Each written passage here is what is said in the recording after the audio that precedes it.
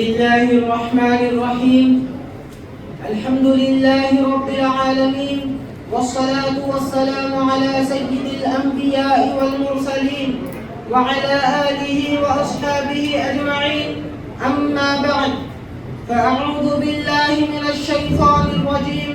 بسم الله الرحمن الرحيم لتجدن أشد الناس عداوة للذين آمنوا اليهود والذين أشركوا صدق اللہ العظیم. معزز سامعین اکرام، اس آیت کریمہ میں جو کہ میں نے ابھی آپ حضرات کے سامنے تلاوت کی ہے،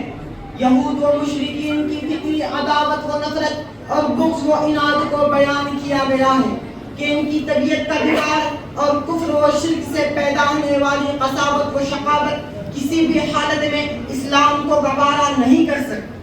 یہ کسی بھی صورت میں اسلامی تعلیمات کی نشر و اشاعت، قرآنی دستور کی بالادستی اور مسلمانوں کی ترقی و کامیابی کو برداشت نہیں کر سکتے. اسلامی شعائر، دینی آثار اور قرآنی علامات ملی تشخص اور قومی کلچر کو ختم کرنے کی بھرپور کوشش کریں گے. ان کی تمام تر طاقتیں اسلام کو نیست و نابود کرنے میں صرف ہوں گی. لہذا مسلمانوں کو ان فاسد عناصر اور باطل پرستوں سے ہوشیار رہنے کی ضرورت ہے. محترم حضرات، اس وقت مسلمانان ہند کو نیست و نابود کرنے، اسلام کو ختم کرنے، اسلامی آثار کو مٹانے، مدارس و مساجد کو ویران و برباد کرنے کے لیے فرقہ پرست باطل طاقتیں کھل کر سامنے آ گئی ہیں. وطن کے غدار پرانے شکاری نیا جال لائے ہیں. فرعون و حامان کے پیروکار، نمرود و شداد کے اطاعت گزار، ابو جہل و ابو لہب کے چیلے ہندوستان سے اسلام اور متبعین اسلام کو کھا پھینکنے کے لیے اصف آ رہا ہے اور فی الوقت مدارس و مساجد کو نشانہ بنائے ہوئے ہیں. مسلمانان ہند کے لیے آزادی کے بعد اتنا خطرناک وقت نہیں آیا تھا. RSS جو اپنے وجود و قیام ہی کے دن سے مسلمانوں کو ختم کرنے، اسلام کو مٹانے، مدارس و مساجد کو بند کرنے، قرآن کریم پر پابندی لگانے میں کوشاں ہے، لیکن اس کے پاس اتنی طاقت نہ تھی کہ اپنے منصوبے پر عمل پیرا ہو سکے، اپنے پروگرام کو نافذ کر سکے.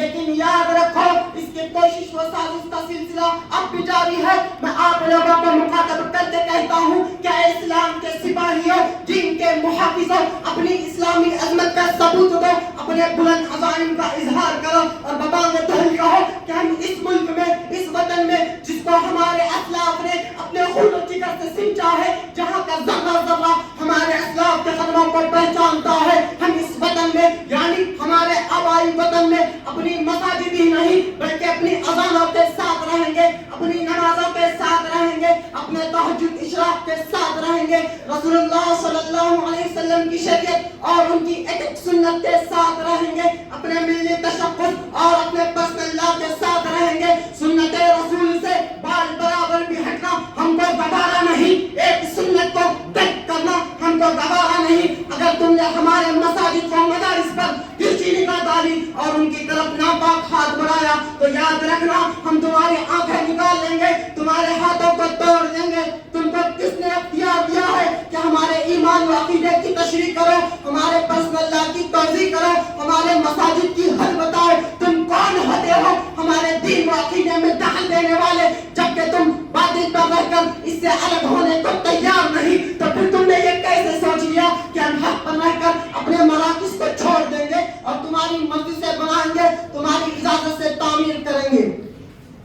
غیور مسلمانوں، ایک طرف مساجد کو نشانہ بنایا گیا ہے تو دوسری طرف مدارس عربیہ اسلامیہ پر حملہ کیا گیا ہے. ذرا ان کو بتاؤ کہ یہ مدارس جن کا وجود ان کے دلوں میں کانٹا بن کر چھپ رہا ہے، ان کی تاریخ کیا ہے، ان کا کام کیا ہے، ان کا کردار کیا ہے؟ یہاں سے دہشت گرد نہیں بلکہ وطن کے سپاہی، ملک کے محافظ نکلتے ہیں. تم نے مدارس کو کیا سمجھا ہے؟ ہاں، تم جو آج وطن پر سانپ بن کر بیٹھ گئے ہو اور ہر طرف لوگوں کو ڈھکتے پھر رہے ہو، جب سو رہے تھے، غافل تھے، تم کو احساس بھی نہ تھا کہ دیش غلام ہے، وطن گیری ہے، یہاں سامراج استعمالی طاقتیں حکومت کر رہی ہیں اور باشندگان وطن محکوم و غلامی کا طوق پہنے ہوئے ہیں. ایسی صورت میں ان مدارس کے بوتیا نشین علماء نے آزادی کا سور پھونکا تھا، آزادی کا نعرہ لگایا تھا. ہاں انہی مدارس نے انگریزوں کو للکارا تھا. ایسے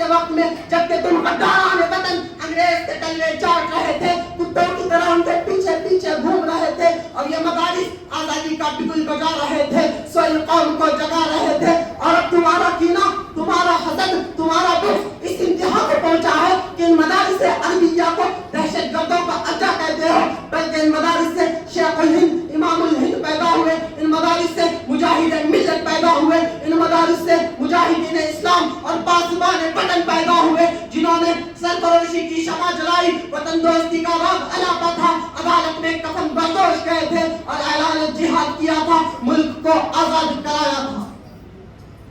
حضرات گرامی، میں بڑے سوز و درد کے ساتھ امت اسلامیہ کے ان نوجوانوں کو آواز دیتا ہوں جو زمانے کے تقاضوں سے قابل، دشمنان اسلام کی سازشوں سے ناواقف، اپنے شب و روز لہو و لعب میں گزار رہے ہیں، اپنے وجود کو بیکار چیزوں میں لگائے ہیں۔ آج وطن عزیز ان کو پکار رہا ہے کہ مجھ کو فرقہ پرستوں، غداروں سے بچاؤ۔ آج اسلام کی پاکیزہ روحیں کہہ رہی ہیں کہ ہم نے جس وطن، جس دین کو بچانے کے خاطر سرطن کی بازی لگائی تھی، جیل کی ہمائیں کھائی تھی، دار و نصب کو گلے لگایا تھا، مسائل و تکالیف کو برداشت کیا تھا، آج وہ پھر خطرات میں گرے ہیں، ان پر براہ راست حملہ ہو رہا ہے۔ تمہارے ایمان کو ختم کرنے، تمہارے آنے والی نسلوں کو بدین، بے ایمان اور بے عقیدہ بنانے کے لیے تمہارے علم مراکز پر حملہ کیا جا رہا ہے، بلکہ رسول اللہ صلی اللہ علیہ وسلم کے سرمایہ پر ڈاکہ ڈالا جا رہا ہے، تمہارے دین قلعوں میں شگاف پیدا کیا جا رہا ہے، تمہارے تہذیب و تمدن کو ختم کیا جا رہا ہے، تمہارے تشخص کو مٹایا جا رہا ہے۔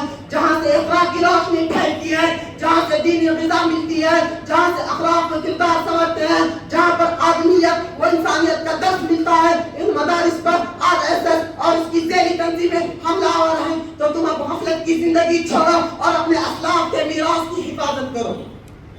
جوانوں یہ صدائیں آ رہی ہیں آبشاروں سے، جوانوں یہ صدائیں آ رہی ہیں آبشاروں سے، چٹانیں چور ہو جائیں جو ہو عزم سفر پیدا، اٹھو اور اٹھتا رنگے جہاں بدل دو اور ہندوستان کو یک بار پھر آزاد کراؤ ان فرقہ پرستوں سے جو یہاں پر فتنہ بردازیاں کر رہے ہیں، ہندوستان کے سیکولر آئین کی دھجیاں اڑائے رہے ہیں، مساجد و مدارس پر یلغار کر رہے ہیں۔ افسوس کی بات ہے کہ باطل پرست تو بیدار ہے، لیکن تم جسے لیڈر ہونا چاہیے تھا سوئے ہوئے ہو، اٹھو اب غفلت کی زندگی چھوڑو، اپنے ہاتھ قرآنی دستور سنبھالو اور ترانہ وحدت کرتے ہوئے آگے بڑھو۔ اسی پر میں ایک شعر سے اپنی تقریر کو ختم کرتا ہوں۔